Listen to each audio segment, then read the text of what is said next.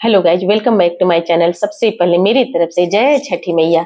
आज मैं अपने चैनल पर बहुत ही सुंदर, बहुत ही प्यारा गीत लेकर आई हूँ छठ का, भोजपुरी में। आप लोग लास्ट तक देखिएगा, बहुत ही अच्छा है, बहुत ही प्यारा। निर्जल हम कैनी छठी के बरतिया, निर्जल हम कैनी छठी के बरतिया, सुखी रहे कुल परिवार। छठी मैया सुन लिया रजिया हमार, ए छठी मैया सुन लिया रजिया हमार।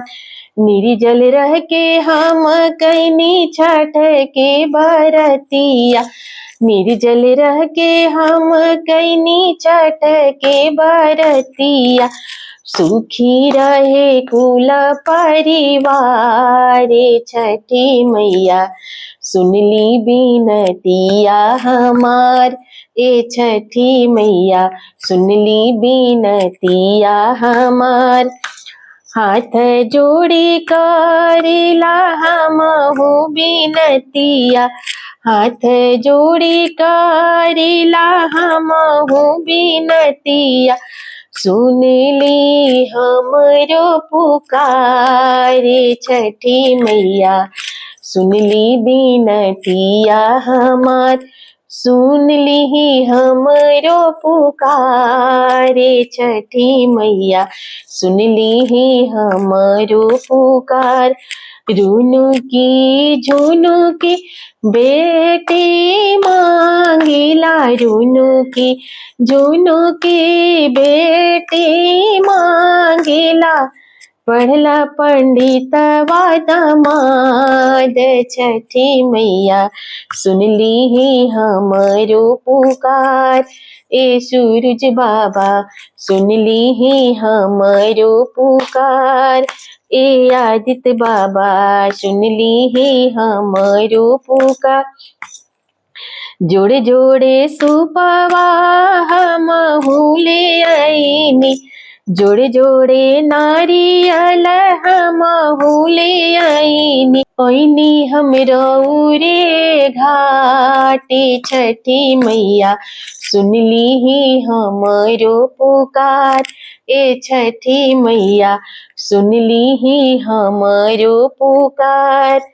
रुनु की झुनु की बेटी मांगिला, पढ़ला पंडित दमाद। छठी मैया सुन ली हमरो पुकार।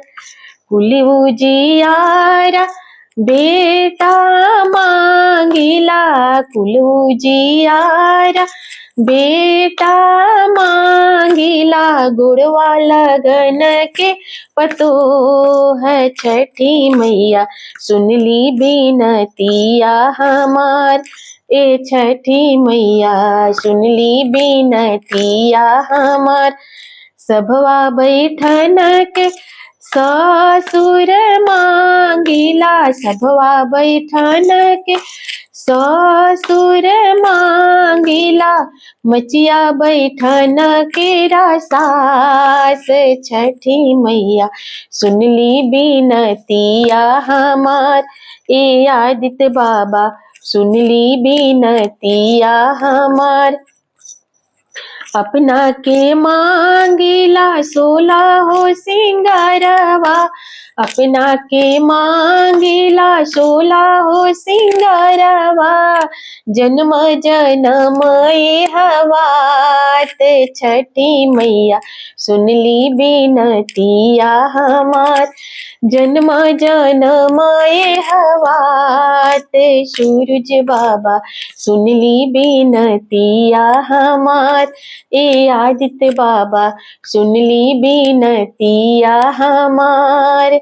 नैहर में मांगिला यान धन सोनमा, नैहर में मांगिला भाई रे भतीजवा, ससुरा में भरल भंडारे। सती मैया सुन ली बीनतिया हमार, नैहर में मांगिला भाई रे भतीजवा, नैहर में मांगिला भाई रे भतीजवा, ससुरा में भरल भंडार।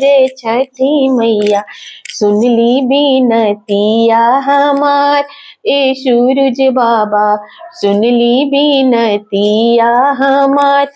निर्जल रह के हम कैनी छठ के बरतिया, निर्जल रह के हम कैनी छठ के बरतिया। सुखी रहे कुल परिवार। छठी मैया सुन ली बिनतिया हमार, ए सूरज बाबा सुन ली बिनतिया हमार, ए आदित्य बाबा सुन ली बिनतिया हमार।